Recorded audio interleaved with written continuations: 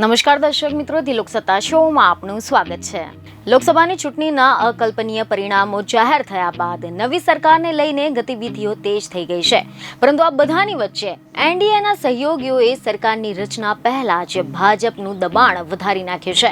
જ્યાં લોકસભાની ચૂંટણીમાં જે પરિણામ આવ્યું છે તેમાં ભાજપને બહુમતી ન મળતા હવે ભાજપ પણ ફરી એકવાર મોદીને વડાપ્રધાન બનાવવા માટે નીતિશ કુમાર અને ટીડીપીના દબાણમાં આવી ગયું છે। નીતિશથી લઈને નાયડુએ મંત્રાલયોનું ડિમાન્ડનું લિસ્ટ ભાજપને સોંપી દીધું છે, જેમાં દિલ્હીની નવી સરકારમાં ગુજરાત પાસે 7 મંત્રાલયો હતા, જેથી ગુજરાતમાં પણ ભાજપના કેટલાક નેતાઓને હવે દિલ્હીની ગાદી ભૂલી જવી પડશે, કારણ કે એવી ખબરો મળી રહી છે કે હવે ગઠબંધનની સરકાર છે ત્યારે નાયડુ અને નીતિશ એના સહયોગીઓએ મોઢું ફાડીને બેઠા છે, કારણ કે એનડીએ સતત ત્રીજી વાર કેન્દ્રની સત્તામાં આવ્યું છે। તેને લઈને દિલ્હીમાં ગઠબંધનના ઘટક દળોનું બુધવારે સાંજે મહત્વની બેઠક યોજાઈ હતી, જેમાં સીએમ નીતિશ કુમારે કેબિનેટમાં 3 મંત્રી પદ માંગ્યા છે, તો વળી મહારાષ્ટ્રના સીએમ એકનાથ શિંદેને 2 મંત્રી પદની ડિમાન્ડ કરી છે।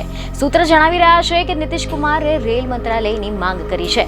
જો કે આ બધામાં ગુજરાતમાં ભલે ને ભાજપને 26માંથી 25 બેઠકો મેળવી છે, પરંતુ હવે સૌથી વધુ ગુજરાતને જ સહન કરવું પડશે, કારણ કે ગુજરાતમાં ભાજપે દર્શના જરદોશ અને મહેન્દ્ર મુજપરાને તો ટિકિટ જ આપી નથી, પરંતુ જેપી નડ્ડા, જયશંકર, માંડવિયા અને અમિત શાહને સાચવવાના છે।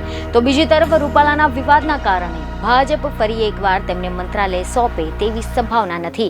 મોદીના એક સમયના ખાસ ગણાતા રૂપાલાથી મોદી નારાજ હોવાની રૂપાલાની જીત છતાં પણ મંત્રાલય મળે તેવી સંભાવના નથી, પરંતુ પાટીલનો સમાવેશ કેવી રીતે કરવો તે પણ ભાજપ માટે સૌથી મોટો માથાનો દુખાવો બની ગયો છે।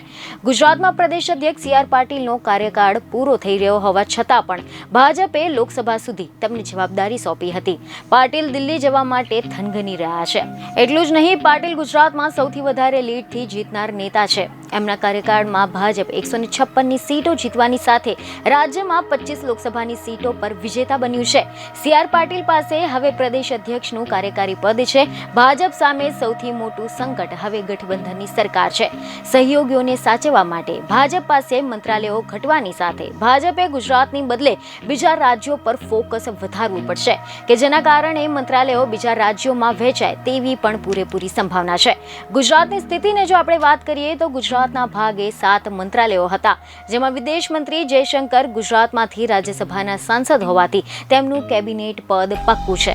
અમિતભાઈ શાહ પણ કેબિનેટ મંત્રી બનશે અને હવે માંડવિયા અને રૂપાલા બંને પાટીદાર નેતાઓ છે। રૂપાલા કપાય તો જ માંડવિયાની ફરીથી લોટરી લાગી શકે છે।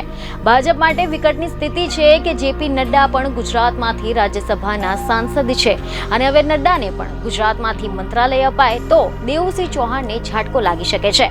ભાજપ દેવુસિંહ ચૌહાણ અને મહેન્દ્ર મુજપરા તેમજ દર્શનાબેન જરદોશ અને રૂપાલાનું મંત્રાલય કાપે તો પણ ગુજરાતમાંથી 4 મોટા નેતાને કેબિનેટ મંત્રાલય સોંપવું પડે, જેમાં પાટીલના કેબિનેટ મંત્રી બનવાના સપના રોડાઈ જવાની પણ પૂરેપૂરી સંભાવના વ્યક્ત કરવામાં આવી રહી છે।